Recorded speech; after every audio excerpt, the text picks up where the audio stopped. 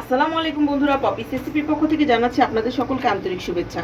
আশা করছি আপনারা সকলে ভালো আছেন। আমি আল্লাহর অশেষ রহমতে আমার পরিবারের সকলকে নিয়ে অনেক ভালো আছি, আলহামদুলিল্লাহ। বরাবরের মতো আজকেও আরেকটি উপকারী টিপস ও রেসিপি শেয়ার করার জন্য চলে এসেছি। হ্যাঁ বন্ধুরা, আজকে আমি আপনাদের শেয়ার করব যে কিভাবে শর্টকাট রান্না করা যায় গ্যাসের চুলা না ধরিয়ে। দেখুন, এখানে আমি রাইস কুকার নিয়ে নিয়েছি। বন্ধুরা, গ্যাসের যে স্বল্পতা, গ্যাসের সিলিন্ডার শেষ হয়ে গেলে পেতে অনেক অসুবিধা, অনেক ভোগান্তি পোহাতে হয়। সেজন্য আজকে আমি পোলাওটা কি করব, রাইস কুকারে খুব সহজভাবে রান্না করে দেখাবো, যাতে আপনারা রান্না করতে পারেন। অনেকে বুঝতে পারেন না, অনেকে রান্না করতে পারেন না রাইস কুকারে কিভাবে রান্না হবে কি হবে না, সেটাই আপনাদের কাছে আজকে শেয়ার করে দেখাবো। দেখুন, এখানে আমি 1 কেজি চাউলের পোলাও রান্না করব। 1 কেজি চাউলের জন্য এখানে আমি 1.5 কেজি পানি দিয়ে দিয়েছি। পানিটা বলক চলে এসেছে।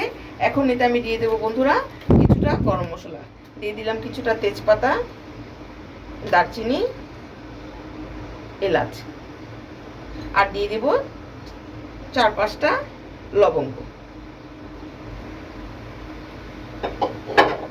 এখন এতে দিয়ে দেব বন্ধুরা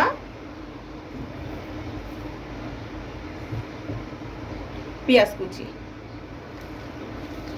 দেখুন বন্ধুরা, পেঁয়াজটাকে আমি একটু হাতের সাহায্যে অল্প কিছুটা পেঁয়াজ কুচি আমি দিয়ে দেব। দেখুন,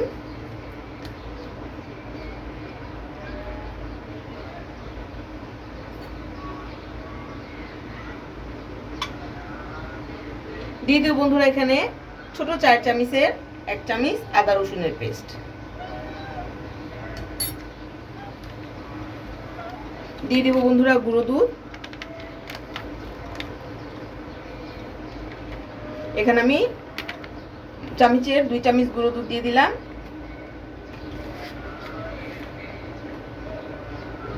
দিয়ে দেব পরিমাণ মতো লবণ।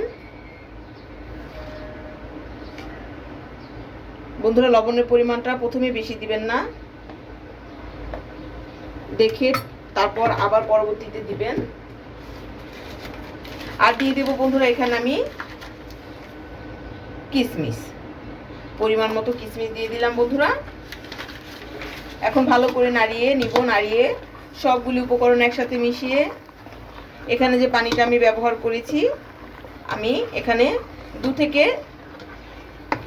3-4 মিনিট পর্যন্ত অল্প একটু ফুটিয়ে নিব, যাতে পেঁয়াজের আর আদা রসুনের কাঁচা ভাবটা চলে যায়। তাহলে ফিরে আসছি 2 থেকে 3 মিনিট পরে।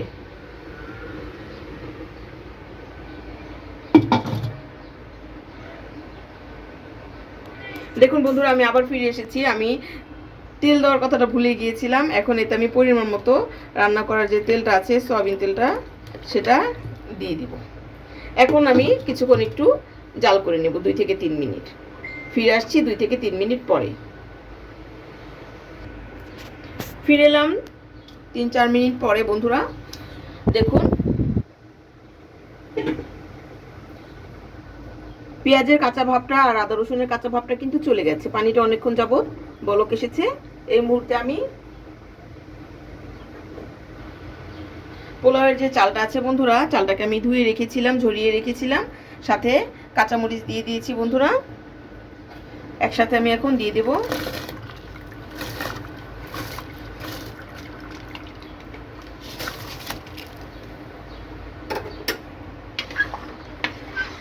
নাড়াচাড়া করে দেব।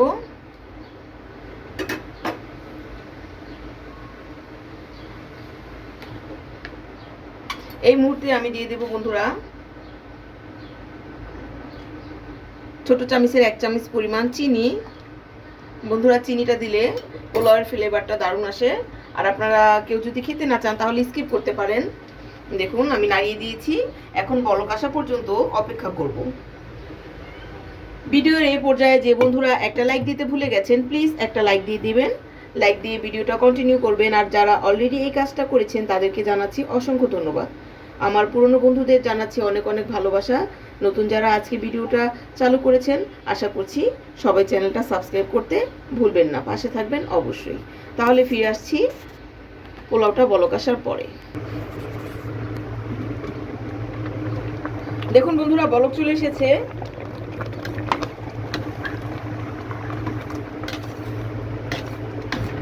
এই পর্যায়ে বন্ধুরা পানিটাকে মাখা মাখা করে শুকিয়ে নিতে হবে।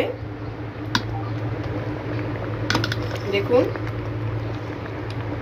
এরকম করে বন্ধুরা পোলাও রান্না করলে কিন্তু পোলাওটা ঝরঝরে হয় আর অনেক সুন্দর হয়। বিয়ে বাড়িতে বাবুর্চিরা কিন্তু এই স্টাইলেই বন্ধুরা রান্না করে পোলাওটা।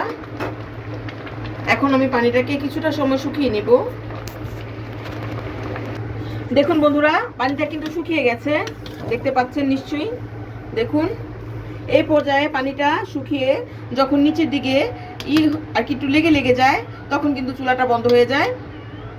আমারও কিন্তু রাইস কুকারের চুলাটা অটোমেটিক বন্ধ হয়ে গেছে। এই পর্যায়ে আর চুলাটা ধরানোর কোনো দরকার নেই। দেখুন এভাবে করে সুন্দর করে রাইসটাকে ভালো করে এভাবে করে ঢেকে দিয়ে এরকম করে বন্ধুরা আপনারা 5 মিনিট ঢেকে রেখে দিবেন। দেখুন চালটা কিন্তু এখনো অল্প একটু ফুটা বাকি আছে, দমে দিয়ে দিলে হয়ে যাবে। এভাবে করে 5 মিনিট ঢেকে রেখে দেব, আর কোনো রান্না করার প্রয়োজন নাই। এই রাইস কুকারে যে তাপটা আছে সেই তাপেই কিন্তু দমটা হয়ে যাবে ইনশাল্লাহ। তাহলে আমরা ফিরে আসছি 5 মিনিট পরে, তারপর আপনাদেরকে দেখাচ্ছি পোলাওয়ের ফাইনাল লুকটা।